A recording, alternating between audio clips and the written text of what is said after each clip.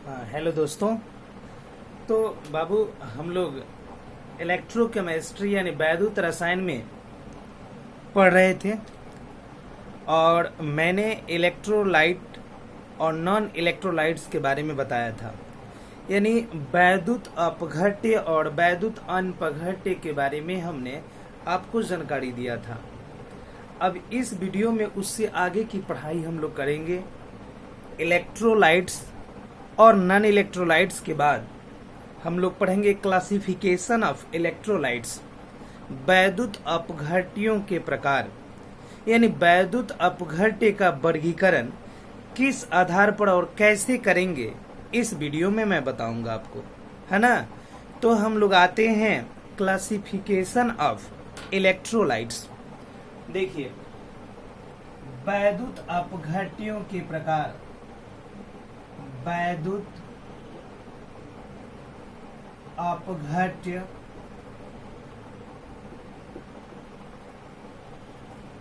के प्रकार। अगला हमारा आज का टॉपिक है वैद्युत अपघट्य के प्रकार या वर्गीकरण। वैद्युत अपघट्यों के प्रकार या वर्गीकरण हम लोग यहाँ पे लिख सकते हैं क्लासिफिकेशन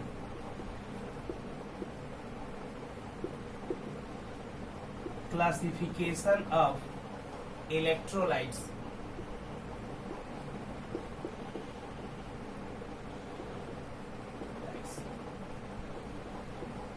वैद्युत अपघट्यों के प्रकार, क्लासिफिकेशन ऑफ इलेक्ट्रोलाइट्स या काइंड्स ऑफ इलेक्ट्रोलाइट्स ऐसे भी हम कर सकते हैं, या वैद्युत अपघट्यों का वर्गीकरण, है ना। यहाँ पे हम प्रकार या वर्गीकरण भी लिख सकते हैं। तो इस आधार पे वैद्युत अपघट्य को हम दो वर्गों में बांट देते हैं। इस आधार पर वैद्युत अपघट्य को दो वर्गों में बांटते हैं, जिसमें सबसे पहला होता है सबल या प्रबल, सबल या प्रबल वैद्युत अपघट्य, सबल या प्रबल वैद्युत अपघट्य। ये जो होता है हमारा वैद्युत अपघट्य के प्रकार में सबसे पहला होता है सबल या प्रबल वैद्युत अपघट्य। इसे मजबूत वैद्युत अपघट्य भी कह सकते हैं आप। तो देखिए, इसका इंग्लिश अगर बाबू हम लोग देखें तो ये होता है, और ये होता है स्ट्रॉन्ग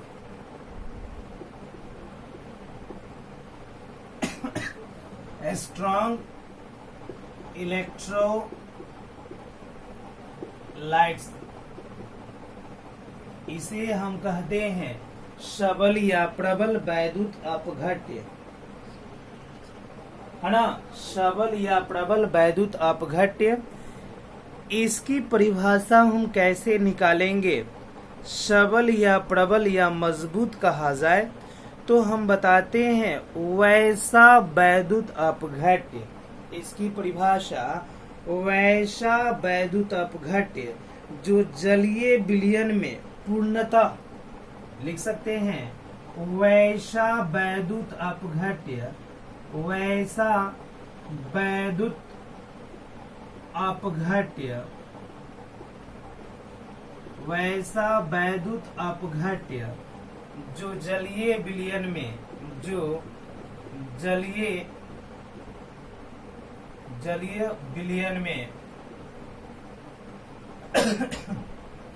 जो जलीय विलयन में, जलीय विलयन की अवस्था में,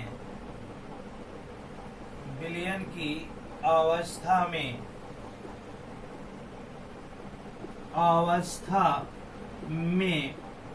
यानी वैसा वैद्युत अपघट्य जो जलीय विलयन की अवस्था में पूर्णतः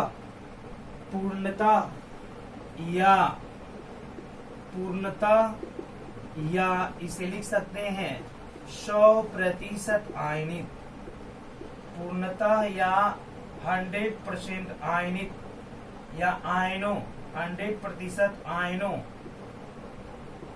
आयनों में परिवर्तित हो जाते हैं, आयनों में परिवर्तित हो जाते हैं, परिवर्तित हो जाते हैं, हो जाते हैं, सबल वैद्युत अपघट्य कहलाते हैं, सबल वैद्युत अपघट्य कहलाते हैं, सबल वैद्युत अपघट्य कहलाते हैं। देखिए इस तरीके से हम इसका डेफिनेशन निकालें, वैसा वैद्युत अपघट्य जो जलीय विलयन की अवस्था में पूर्णतः यानी 100% है ना, 100% इसे हम कह सकते हैं, 100% आयनों में परिवर्तित हो जाते हैं, सबल वैद्युत अपघट्य कहलाते हैं। अब इसके एग्जाम्पल के तौर पे अगर लिया जाए तो जितने भी अधिकांशतः वैद्युत अपघट्य यौगिक जैसे NaCl है ना, KCl इस तरीके से जो यौगिक आते हैं वो प्रबल वैद्युत अपघट्य होते हैं। HCl, H2SO4 ये सभी प्रबल वैद्युत अपघट्य हैं। इसके अलावा और भी आप लेते हैं तो होता है HNO3, उसके बाद होता है CaCl2। ऐसे सभी यौगिक जो होते हैं प्रबल या सबल वैद्युत अपघट्य यानी स्ट्रॉन्ग इलेक्ट्रोलाइट्स कहलाते हैं। देखिए मैंने बताया आपको क्लासिफिकेशन ऑफ इलेक्ट्रोलाइट्स, इलेक्ट्रोलाइट्स का वर्गीकरण या प्रकार भी कह सकते हैं। तो वर्गीकरण में हमने दो वर्गों में इसे बांटा, एक हुआ स्ट्रॉन्ग इलेक्ट्रोलाइट यानी वैसा वैद्युत अपघट्य जो जलीय विलयन की अवस्था में पूर्णतः यानी 100% आयनों में परिवर्तित हो जाते हैं, सबल वैद्युत अपघट्य कहलाते हैं। इनके अंतर्गत NaCl जिसे हम कहते हैं सोडियम क्लोराइड, KCl जो पोटेशियम क्लोराइड है, HCl हाइड्रोजन क्लोराइड या हाइड्रोक्लोरिक अम्ल, H2SO4 सल्फ्यूरिक अम्ल, HNO3 यानी नाइट्रिक अम्ल, उसके बाद कैल्शियम क्लोराइड, ये सभी जो हैं प्रबल वैद्युत अपघट्य हैं। अब होता है दूसरा और वो होता है बाबू दुर्बल, है ना, दुर्बल या कमजोर, दुर्बल या कमजोर वैद्युत अपघट्य, है ना, दुर्बल या कमजोर वैद्युत अपघट्य। तो इस तरीके से अगला प्रकार जो होता है दुर्बल या कमजोर वैद्युत अपघट्य, जिसे हम लोग लिखते हैं वीक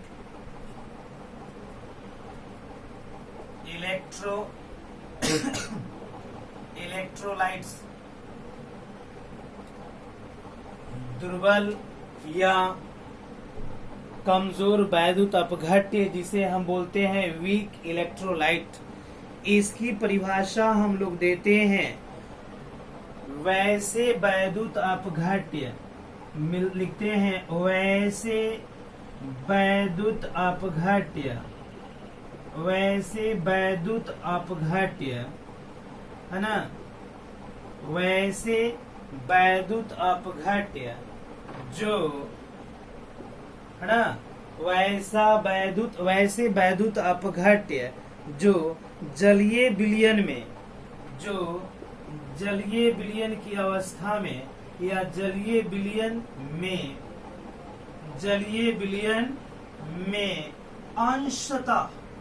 अंशतः मतलब कम, अंशतः आयनित होते हैं,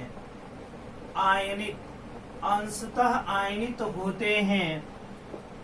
होते हैं, दुर्बल वैद्युत अपघट्य कहलाते हैं, दुर्बल वैद्युत अपघट्य कहलाते हैं, अपघट्य कहलाते हैं, दुर्बल वैद्युत अपघट्य कहलाते हैं। अब देखिए इसका हम कुछ एग्जाम्पल आपके सामने रख रहे हैं। उसके पहले एक बार और डिफिनेशन को हम लोग रिपीट कर ले। मैंने बताया दुर्बल या कमजोर वैद्युत अपघट्य वीक इलेक्ट्रोलाइट्स वैसे वैद्युत अपघट्य जो जलीय विलयन की अवस्था में या जलीय विलयन में अंशतः आयनित होते हैं दुर्बल वैद्युत अपघट्य कहलाते हैं। अब एग्जाम्पल अब हम लोग लेते हैं तो एग्जाम्पल के तौर पे होता है एसिटिक अम्ल CH3COOH एसिटिक अम्ल जो एक दुर्बल वैद्युत अपघट्य है। दूसरा लिख लेते हैं अमोनियम हाइड्रोक्साइड NH4OH ये जो होते हैं अमोनियम हाइड्रोक्साइड ये सभी दुर्बल वैद्युत अपघट्य होते हैं। तो हमने देखा क्लासिफिकेशन ऑफ इलेक्ट्रोलाइट्स। तो इलेक्ट्रोलाइट के दो वर्गों में बांटे हम, प्रबल वैद्युत अपघट्य और दुर्बल वैद्युत अपघट्य। जो जलीय विलयन की अवस्था में पूर्णतः आयनों में परिवर्तित हों वो प्रबल वैद्युत अपघट्य हैं, और जो जलीय विलयन की अवस्था में अंशतः आयनों में परिवर्तित हो वे दुर्बल वैद्युत अपघट्य हैं। जो मैंने बोर्ड पे लिखा है आप देखेंगे इसको, तब मैं आगे की ओर आपको बता रहा हूं।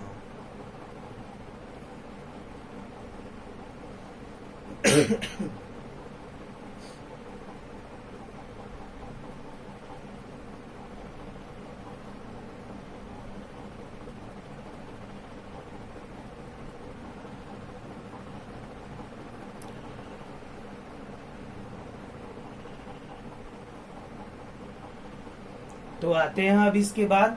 तो इसके बाद अगला चीज होता है बाबू इलेक्ट्रोलाइटिस। इलेक्ट्रोलाइसिस का मतलब होता है वैद्युत अपघटन। वैद्युत अपघटन जो है एक प्रक्रिया है ना। वैद्युत अपघटन एक प्रक्रिया है जिसके बारे में हमें देखना है ना। अगला टॉपिक हम यहाँ पे डाल रहे हैं और वो है वैद्युत अपघटन। क्या है जी? वैद्युत अपघटन। तो वैद्युत अपघटन को हम बोलते हैं इलेक्ट्रोलाइसिस, है ना। इलेक्ट्रोलाइसिस कहिए या वैद्युत अपघटन कहिए। इसमें बताया जाता है यह एक प्रकार की प्रक्रिया या अभिक्रिया है जिसके बारे में हम देखेंगे। बताया जाता है वैसी प्रक्रिया जिसमें किसी यौगिक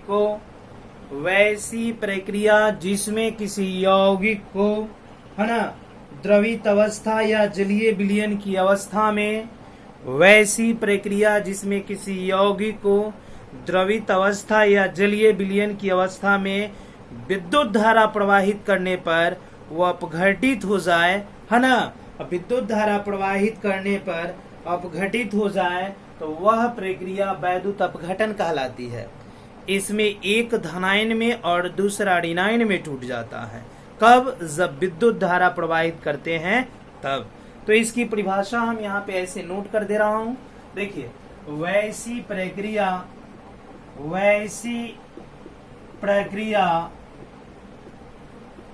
जिसमें किसी यौगिक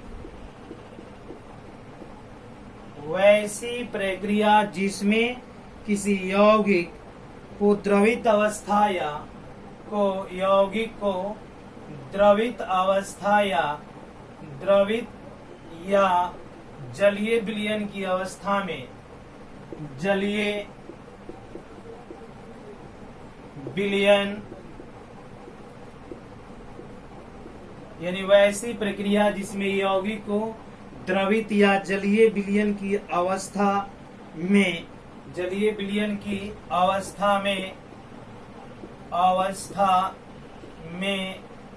विद्युत